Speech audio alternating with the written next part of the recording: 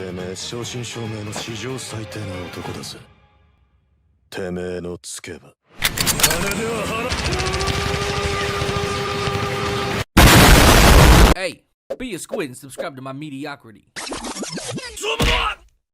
How's it going, my squids? Today I thought I would kind of chime in on the whole Take-Two and Randy Pitchford and Borderlands 3. Just it's been a hot minute since I've wanted to talk about something, and you guys know me, I can't shut up. So I've been following the story pretty closely and just kind of keeping a low profile, not for any particular reason, but just because I haven't really given a single bit of a fuck up until recently, because most of the stuff was just kind of childish nonsense, like Randy Pitchford sending out stupid tweets, and then there was the, Epic Games exclusive, and I was like, okay, these two things, they're pretty annoying and stupid, and I definitely am, not for any of these things, obviously, but they're not the worst things in the world. Like, I could forgive these, as long as the game is good, right? Like, these are not, world-ending fucking things. But the part that probably was the most insane shit that I've seen is that they sent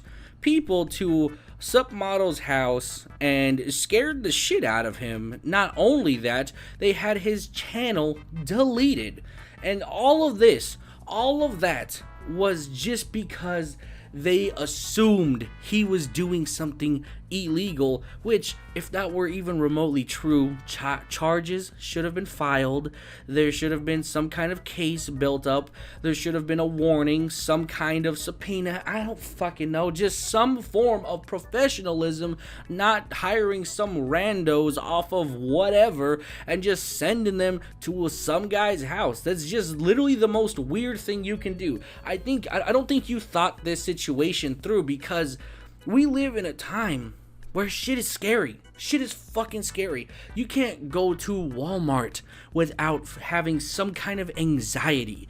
That is the scariest shit. I'm not kidding. I've been to Walmart a couple times over the past few days, and every time I walk in there, I've never felt so much anxiety. I kept nervously making, shooting jokes just because I was so anxious, and it was the only way for me to cope with the situation, because I just felt like something was gonna happen, like at any moment. And I was sitting at McDonald's the other day, and I just looked over at the door, and I was like, somebody could just walk through that door, and boom, we're all gone. That just boom, like that, and there was nothing anybody can do. I'm sitting at this table, I'm at least 8 feet away, my fat ass ain't gonna reach there in time, nobody else is near, even remotely close.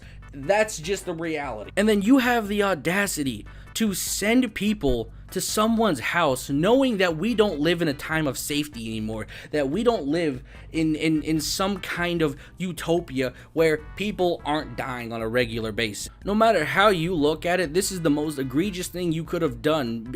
Just imagine the absolute fear that you could have just seen two random people just show up at your house. Doesn't matter they're flaunting badges or whatever the shit. If they just walk up in your home and just demand this, demand that, that's a pretty scary experience, especially if you're very cryptic about it too. Like, that's just a oh no. And I would also like to point out that this man, like Submodel, he has been supporting Borderlands 3 for so long. He is basically your #1 fan, regardless of him leaking stuff and just a mix up in the Twitch situation with him, like, seeing the thumbnails and whatever, and your weird defense was like, yo, your stream was private. But I don't know, like, it's a hard thing to talk about. But regardless of whether it was miscommunication or whatever, your response was nowhere near normal or even remotely called for in the slightest. If you really wanted to go through with this whole PI bullshit,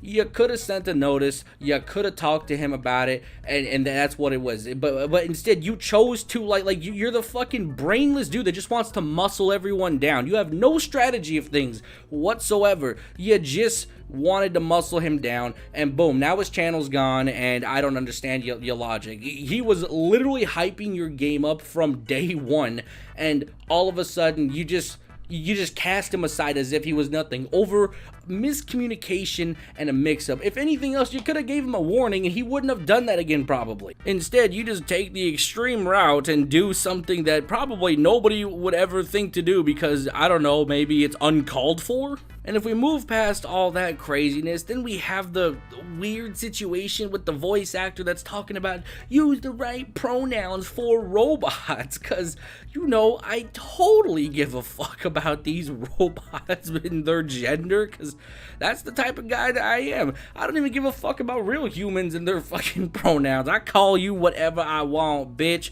hoe, skank, slut, cup holder. It don't matter to me.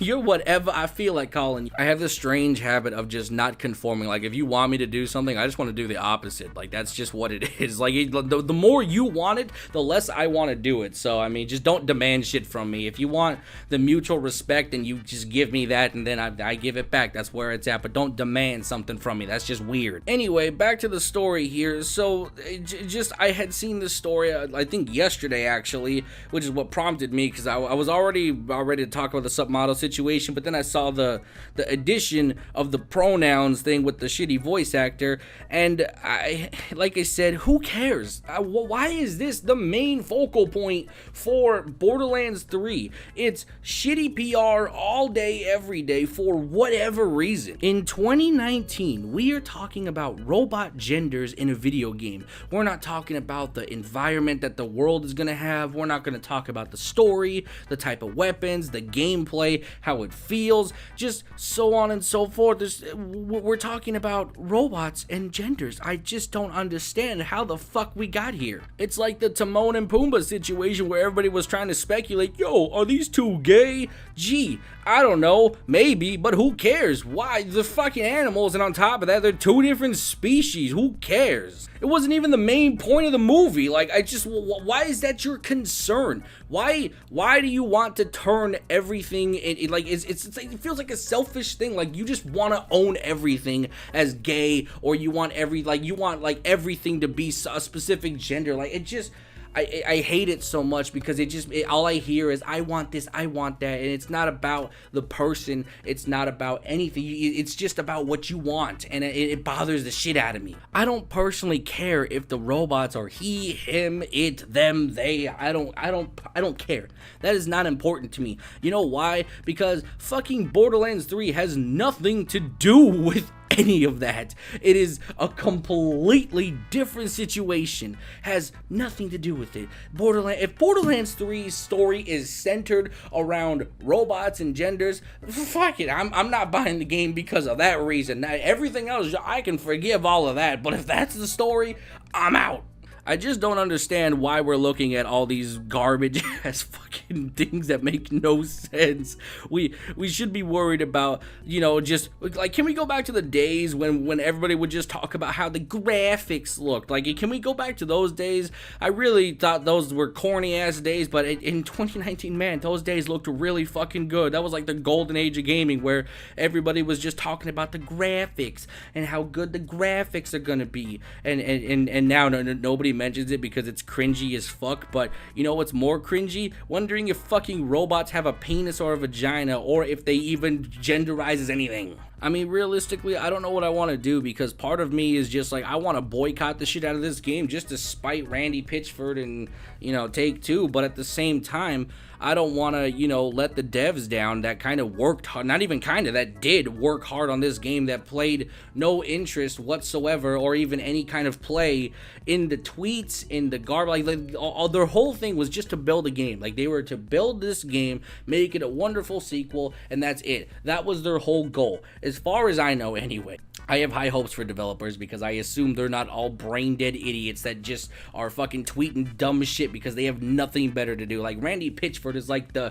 fucking gaming like CEO that's like Donald Trump. He just doesn't know when to stop. But back to what I was saying about the developers, even though they got a huge amount of money from Epic Games, I mean, if Borderlands 3 doesn't sell well, I mean, who's to say that, you know, that they don't get canned? You know, the studio, maybe, worst case scenario, I think that would, you know, maybe happen is that some people get laid off. I feel like that would be the worst case scenario. I don't think that the studio would close. close or they would shut down anything like that. I just feel like worst case, they would probably let some people go because Borderlands didn't sell well. And even then, if that happens, that's still pretty fucking awful, because that's people without a job. And over what? Because we want to boycott a game to make a point? It's like, I don't necessarily know I want to fuck somebody's life over like that just because, you know, their boss is a genuine idiot and the publishers don't understand how to do anything other than anger their consumers. I typically put my trust in developers, and that's